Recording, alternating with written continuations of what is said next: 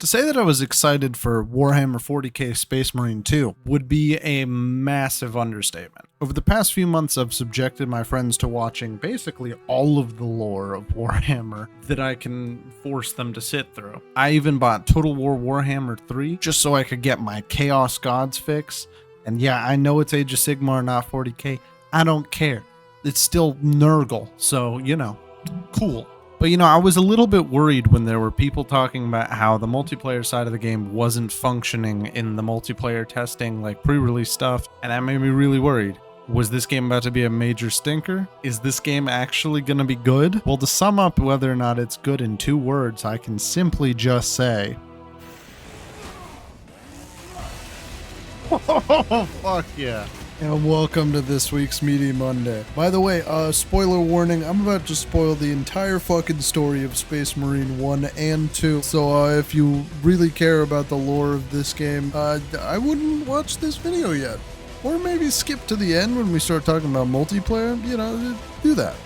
This game fucking rules. So rather than do like a comprehensive review of this, we're just going to talk about all the parts of this game that are awesome, and sprinkle in a few things that I think could be a little bit better as we go. This absolute brick shithouse you see on screen now is a Space Marine, a juiced up super soldier with too many hearts and lungs inside of him and a bunch of other bullshit organs, who stands ridiculously tall with a fridge strapped to his back and is basically as broken of a character as you can be. I mean, until he gets impaled and dies. Luckily for our main character of this story, he is a named Space Marine, so he's not going to let a little thing like death stop him from killing things. So now he gets turned into a super duper Space Marine by this creepy ass dude here. But how did our boy Titties end up in this situation? Well, Lieutenant Titties used to be a Captain Titties until one of his brothers absolutely narked him out to the Inquisition, and then he spent like 100 fucking years being tortured with the same question of, are you a heretic? And you go, no. And then they go, are you a heretic? And you go, no. Eventually they gave up and they just sort of let him go back to doing his shtick. But now he's finally back to being a good old-fashioned blueberry, a good old ultramarine. There's a good chance many of you have absolutely no idea what the fuck I'm talking about. Sounds like a little bit of heresy to me. Don't worry about it. This is a crazy goddamn universe. All you need to know is everyone here is evil, but Captain Titties is a little bit less evil than like the evil bugs that consume all biomass, or people who literally sold their souls out to the devil, but we'll get back to them later. So Captain Titties and his squad of misfits are sent back to the bug planet, and the first thing they end up doing is helping out some Cadian military folks. What? No, I wanted to look at the bombs. These guys are just normal humans. They are not Space Marines. Now, Titus appears to be the only person in this story who actually knows what the fuck a Tyranid is. Why does no one know that the Tyranids have a hive mind except for Titus? This seems like a very important piece of information. But while Mr. John Warhammer proceeds to tear through an incalculable number of little bug guys, let's talk about one of the problems I had with this game, which comes down almost entirely due to poor game understanding. You might notice that my health is extremely low at most of the points in this footage, especially in the campaign. This is because I did not know that there were crates you can break that have health in them. So I was relying entirely on my character's special tactics, healing brawl, and the few stim packs that aren't in crates. Now, I did find this out playing the PvE missions, so there's a chance that they aren't in the game itself, but I'd almost guarantee that my dumbass played through the entire campaign on veteran without knowing there were more places to get health packs. Anyways, we finish our cacophony of errands to do and shoot a big gun at the big ship. Gotta love Warhammer objectives. Now, after taking out most of the Hive fleet, we then get attacked by the first real boss of the game, the Lictor. Well, you know how that song and dance goes. Get over here, you little fucker. Yeah! Then we go on a quest for the Mechanicus dudes, where we get yapped at by the most nerd emoji guy in this entire game. I have had more pleasant conversations with orcs. Second to Leandros, of course. The nerd's ship blows up, which is awesome news for us because now we can rob him for his jump packs, even if my AI teammates seem to be having quite the hard time with them. What the fuck? And the jump packs are just like some of the most fun I've ever had in a game. Like, holy shit. shit, when you actually get to use the hypermobility in this game, and you aren't just a fridge lumbering around on the ground getting swarmed all the time, this game feels fucking amazing. What isn't awesome is Chiron and Gadriel's AI. These two are your buddies that are with you for the entire single player campaign, unless you are playing it with friends. These two, what's the polite way to say this? Their AI is cooked. It's fucking terrible. These two will not pick you up most of the time. Their target priority is terrible. Dude, there's so many ranged guys. What are my goon squad doing? Whenever there's an objective they need to focus on, they just don't care. And whenever there's an objective that like could be fun if you had another teammate, being stuck with these two dipshits means it will infinitely be more miserable than it will be with friends. There's no way I just lost the objective because I had to shoot so much I ran out of... Nerd emoji got impaled, and there's a bunch of weird graffiti here which looks like it was written by chaos worshippers. On seeing this, our main dude Titties decides, I'm not feeling so good. I'm gonna go see the doctor on my ship. Sergeant Gadriel, I trust that you will be close at hand should your brother suffer any further episodes. Yes, Brother Chaplain. After threatening to get murdered by one of our boys, if we ever have the audacity to get a headache around graffiti, we go to another planet to deal with the filthy Xenos. While on this planet, we talk to a flying skull. There's a bunch of candles on this dude's skull. Flying skull tells us we need to fix an elevator, which just so happens to be in one of the most beautifully crafted skyboxes of all time. Yo, what? The design of this shit. But as we start to go up this elevator, my feelings on the two AI dipshit teammates start to go up as well. If I'm not mistaken, you've had bad luck with cargo elevators. That was a long time ago. I prefer not to discuss it. Once we get inside, we use some tech know-how that would have made the Adeptus Mechanicus blush. Turn it off and on again, brother. Brother, have you tried unplugging and plugging it back in? Then we go to fight a big boss called the Carnifex, which I definitely didn't lose due to the jank AI of my teammates on the last phase of the boss. But when you actually kill the Carnifex, it probably has the most extra finisher in the game. Yes!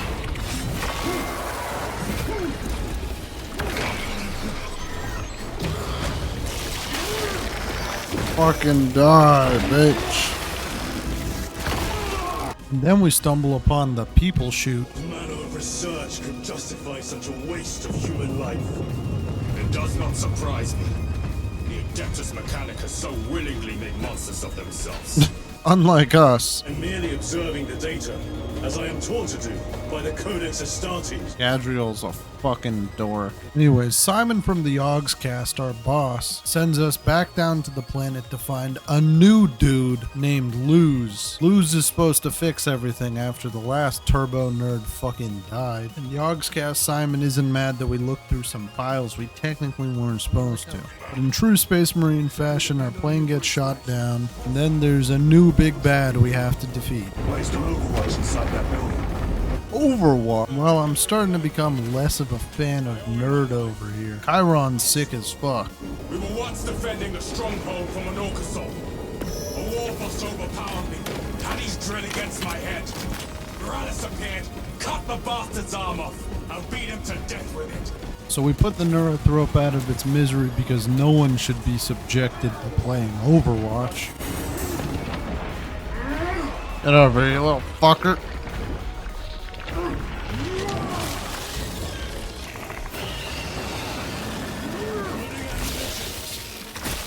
And then we find some Cadians that seem a little bit off. They have tattoos. Ambush.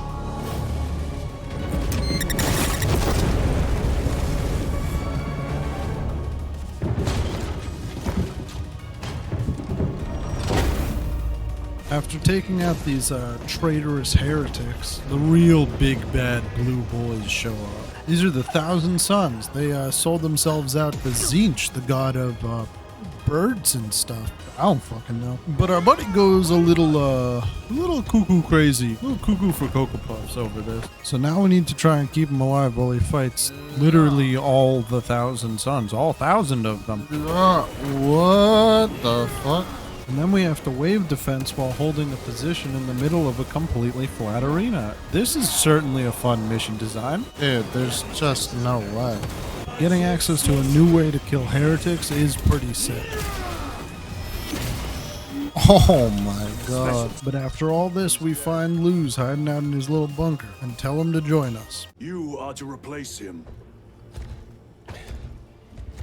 Well, that was easy. And after a rousing hype-up speech, Then take up the Cadian standard and hold it high so that the enemy will know the name of their executioners! and a traitor execution, it's now time for one of my favorite tropes in all of gaming. Three-way fighting. But before we can watch Tyranids and Chaos take it out, we gotta take another fucking elevator. Jesus Christ. More like Warhammer 40,000 elevators, am I right? Brother, I am busy.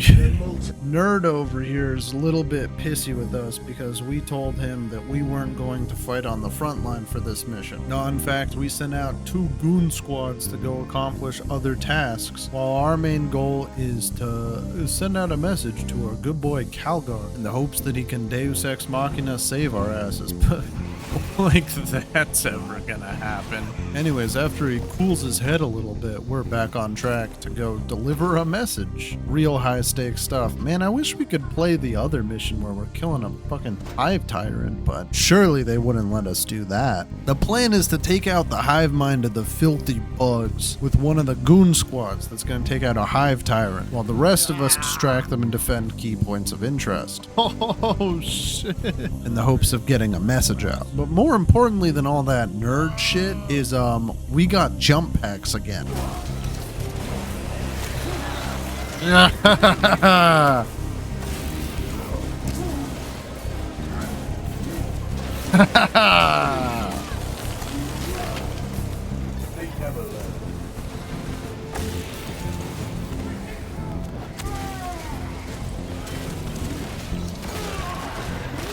Then we make a last stand in trusting our brothers to finally take out the hive tyrant and save us all. What is this? Arasa. They killed the Hive Tyrant. They are falling. All of them.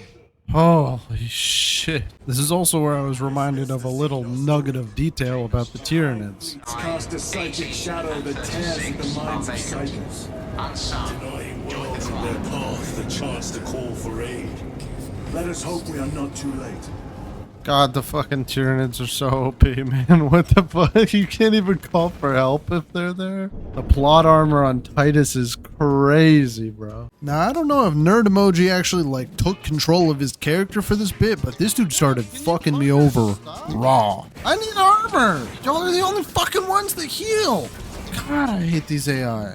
Fucking hate them. They steal all of my executions and they don't even get armor from it, so there's no point. So we get to the psychic lady who's gonna send out a recording, but there's a little bit of a kerfuffle when okay, so if you don't know, psychers in Warhammer are basically psychic people, right? And to send out messages they use something called the warp. Warp is also where demons are from. So when there's a big ass storm in the warp making all the psychers go crazy and you use your psychic powers, you might go a little cuckoo. Of course, our nerd-ass teammate doesn't think that way. He wants to blow our head off. Thankfully, we have one dude who is sane on our team, and he does what needed to be done, leading to, this thing coming out. But anyways, we beat him and we escape, and then, the chaplain wants to yap again.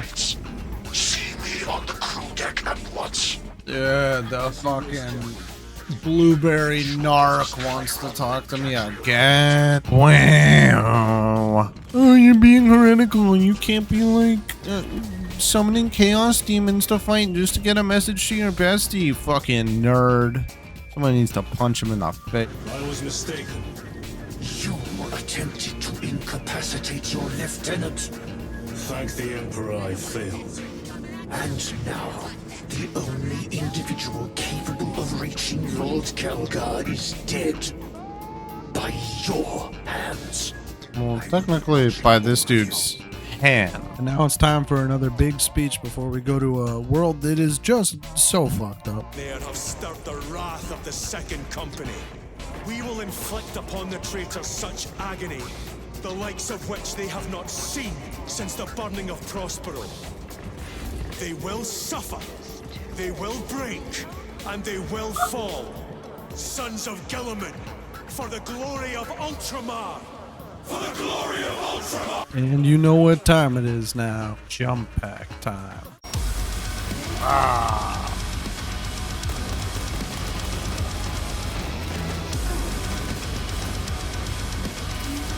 Ah. Oh, yes. Ah. Ah. Yeah.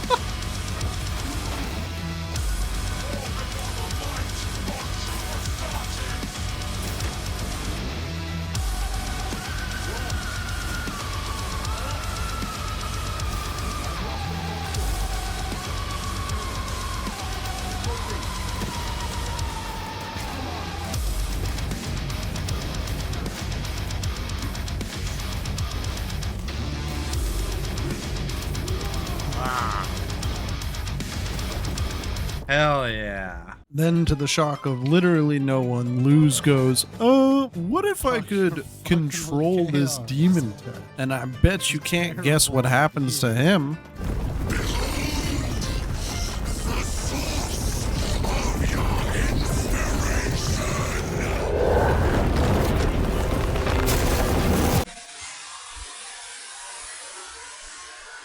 And now it's time for the final act. Space Marines versus Chaos. Imran, or whatever the fuck Birdman's name is, trying to kill us. A big spike in the sky we need to turn upside down. But first, the chapter's narc needs to have a few words. Malign and despicable foe. Betrayers of the Emperor. Slayers of purity and brotherhood. Insolent, base heretics! Tell me, brothers, what is the price of betrayal? Unfortunately for this last stand, it goes really fucking poorly. It ends with a last stand. So, so much for one last push. I guess it's still one last push. But just when it looks like everything might just be over, Calgar gives his own little hype speech before we come up with the genius plan of what if we flipped the thing that the guy flipped back over. Seriously, nothing beats the Marines' technical know-how. Holy shit. We are the sons of Ultramar, servants to the Emperor and guardians of the Imperium. Let these wretches feel the wrath of ancient vengeance! I guess the Ultramarines aren't that hype about... Oh, a little late to the party there, huh? There's a big chicken demon, which, I mean, Zinch. Cool, I guess. So we set off on our journey to change everything from lean to... Right. I don't fucking know, man. I'm tired. I want to go to bed at this point. And then we have to absolutely sweat our nuts off to kill something called a Hell.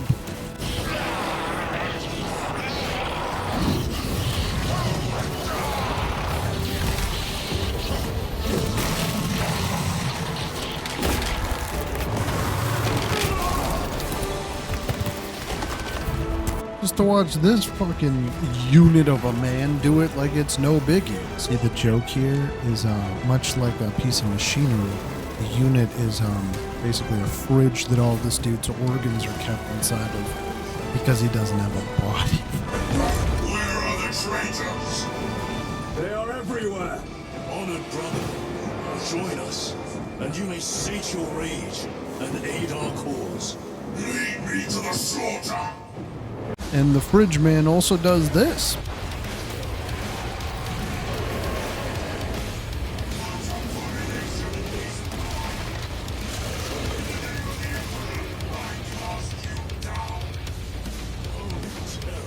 So now that we've deleted the lean beams, it's time to take this fight to the warp. And this boss fight with Imara is fucking awesome.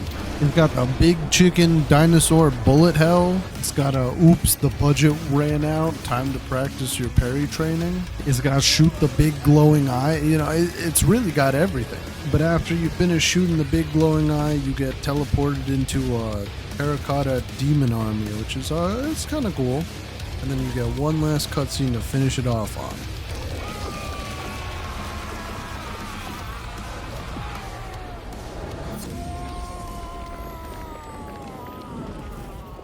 Which, you know, it's a pretty fun campaign. Titus lives, he gets some crowns, had good cinematics, had a decent pace to it, had actually surprisingly interesting characters. I actually like them more than I thought I would. The biggest problems I have with it is I just don't think Titus is that interesting of a character. I also don't think the Ultramarines are that cool of a faction. There were also a couple times, like with the big giant hive mind beast, that we sent another team to do a much cooler mission than we got to do. If only there was some sort of way that you could play as all of these characters from different factions with different builds. You're not stuck using the same character the whole time on more story missions. Wait, there's a multiplayer mode? Whereas I can play as the goon squad I kept talking about earlier in this video, and I can be any space marine I want with any equipment I want, even like heavy weapons or stuff from the game that you didn't even get to use. Dude, this is the best game ever. I mean, the only thing that would make it better is if I could play as a white scar with a grappling hook and do that hive mission that I keep talking about with the hive tyrant that you didn't get a kill in the campaign.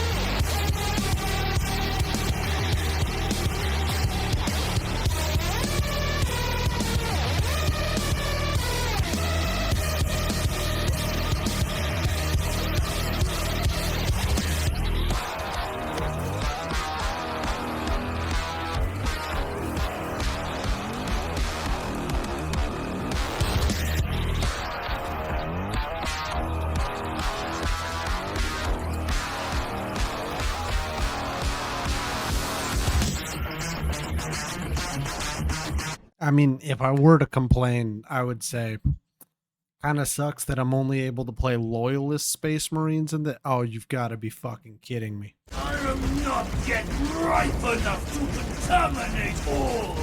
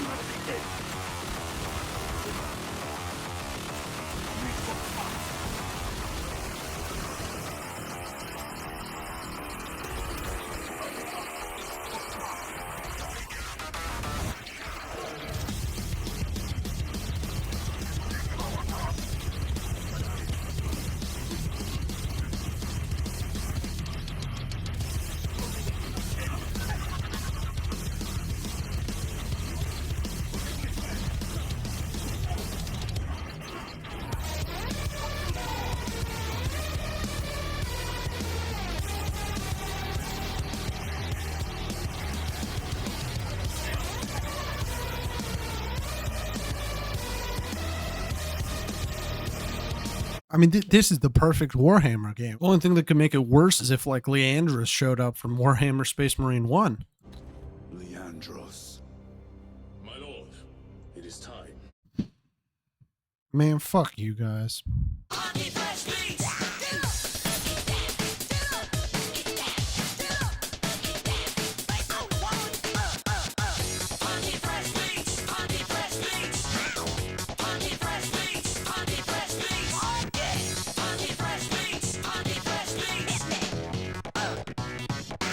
Another lighter, come on, get me.